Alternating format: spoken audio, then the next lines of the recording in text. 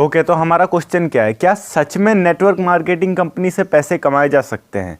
तो पहले मैं आपको एक स्टोरी बताता हूँ, उसके बाद कुछ ऐसा बताने वाला हूँ जिसको सुनकर आपका दिमाग जो है वो पूरी तरीके से हिल जाएगा। हेलो एंड वेलकम फ्रेंड्स, मेरा नाम है अनूप सिंह और आप देख रहे हैं आपका अपना यूट्यूब चैनल। इसी तरह और भी एजुकेशन से रिलेटेड वीडियोस देखने के लिए इस चैनल को अभी सब्सक्राइब करें और हाँ, साथ में आने वाले बेल आइकन को भी प्रेस कर दें ताकि आप किसी भी लेटेस्ट वीडियो की लेटेस्ट अपडेट मिस ना कर सके। So let's get started. तो सबसे पहले स्टोरी स्टार्ट करते हैं। एक मेढक था जो कि कुएं में ही रहता था और उसी के साथ में एक और मेढक आ गया जो कि सागर से आया था। अब कुएं वाले मेढक ने उससे पूछा, भैया तुम कहाँ से आए हो? तो उसने बोला, मैं सागर से आया हूँ। बोला, सागर?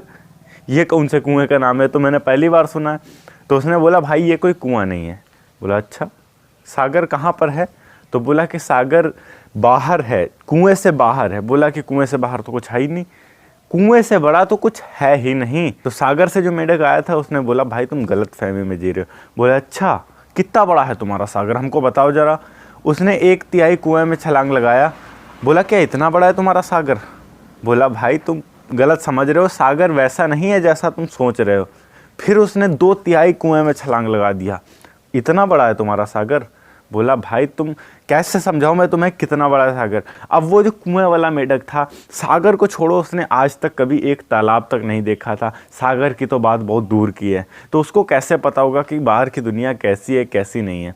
उसने पूरे कुएं में छलांग लगाया। बोला, इतना बड़ा है तुम्हारा सागर? बोला कि इससे भी बहुत बड़ा।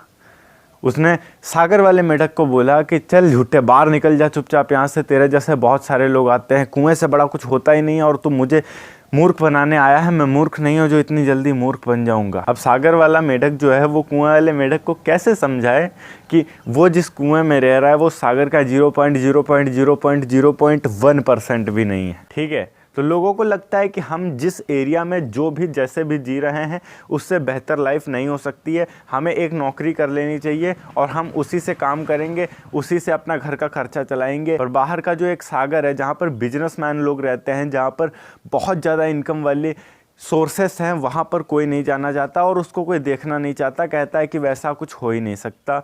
वैसी ही एक चीज़ है नेटवर्क मार्केटिंग। पर नेटवर्क मार्केटिंग की अगर हम पॉइंट की बात करें, जैसे कि आम तौर पर बाज़ार में जो रिटेल में चीज़ें बिकती हैं, जैसे कि आपका डव हो गया या दंत कांति हो गया या फिर डेली यूजेस के जितने भी सामान, व्हील टाइट या सोप, कुछ भी हो गया, एवरीथिंग एनीथिंग, कहीं भी कैसे भी कुछ भी बिक रहा है। अब ये जो बाहर के प्रोडक्ट्स होते हैं ये हमें कैसे मिलते हैं? तो सबसे पहले अगर हम बात करें, कंपनी से कोई प्रोडक्ट मैन्युफैक्चर हुआ बना है तो वो सबसे पहले सब डिस्ट्रीब्यूटर के पास, उसके बाद डिस्ट्रीब्यूटर के पास, उसके बाद होलसेलर के बाद, उसके बाद रिटेलर के पास, मतलब बहुत बड़ी सी चेन हो जाती है। और इन सब के अपने अलग अलग से गोडाउंस होते हैं। उन गोडाउंस में ये लोग सामान भर के रखते हैं और धीरे धीरे आगे सप्लाई करते रहते हैं। और इस तरीके से एक चेन बनी हुई है कि कंपनी से माल बना और कंपनी से आते आते बीच में बहुत सारे लोगों का मुनाफा हो गया। पर जो डायरेक्ट सेलिंग कंपनियां होती हैं वो इन सबको बीच से हटा देती हैं और वो डायरेक्ट कंपनी से अपने डीएलसीपी पर भेजती हैं और वहां से डायरेक्ट सेलिंग करती है। ठीक है, तो अब अगर आप किसी संस्था या किसी कंपनी के साथ जुड़ जाते हो, चाहे वो वेस्टीज हो चाहे कोई भी प्रोडक्ट की कंपनी हो, आप उसके साथ जुड़ जाते हो तो बीच में जितना वो सब डिस्ट्रीब्यूटर को होलसेलर को, रिटेलर को जितना बचना था वो सबको मिला के जितना पैसा बचता है वो आपको दे दिया जाता है, आपकी टीम को दे दिया जाता है और आप उतने का ही वो प्रोडक्ट खरीद लेते हो। तो बीच में जितना उन सबको मिलता था वो सब आपको मिलता है। अब इसको बेकार क्यों बोलते हैं लोग, अफवाह क्यों उड़ाते हैं? अब जैसे ही उन होलसेलर्स को, डिस्ट्रीब्यूटर्स को, सब डिस्ट्रीब्यूटर्स को ये पता चला कि भाई अगर कोई नेटवर्क मार्केटिंग कंपनी आती है और वो डायरेक्ट सेलिंग करने लगेगी, धीरे धीरे अगर भारत का हर बंदा किसी ना किसी नेटवर्क मार्केटिंग कंपनी के साथ जुड़ जाएगा तो उनका जो धंधा है वो धीरे धीरे ख़त्म होने लगेगा। क्योंकि लोग तो डायरेक्ट जाके डीएलसीपी में सामान खरीद लेंगे, इनसे लोगों का फ़ायदा भी हो रहा है और साथ ही साथ उनको सामान भी मिल रहा है। अब अगर हर कोई डायरेक्ट खरीदेगा तो उनका धंधा तो धीरे धीरे कम होने लगेगा, चाहे वो डव वाला हो, चाहे पतंजलि वाला हो, चाहे कुछ भी हो, उनका धंधा तो धीरे धीरे ख़त्म होने लगेगा। अब उसी चीज़ को लेकर लोगों ने इसे बेकार बताना शुरू कर दिया कि ये बेकार चीज़ है, आपको लूट के खा जाएगी, ये प्लेटिना से आया और ऑडी के सपने दिखाकर चला गया।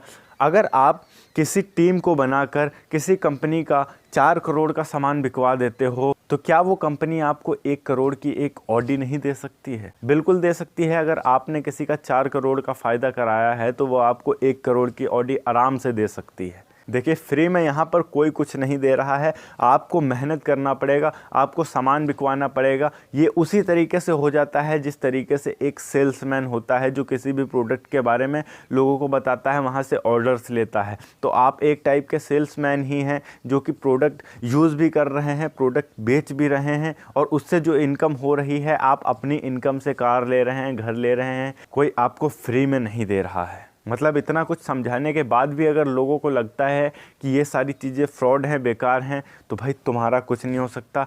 कुएं के मेढक हो, कुएं में ही रह जाओगे, कभी भी बाहर निकलकर सागर नहीं देख पाओगे। ओके गाइस, अगर वीडियो अच्छी लगी हो तो वीडियो को लाइक करके चैनल को सब्सक्राइब ज़रूर कर देना।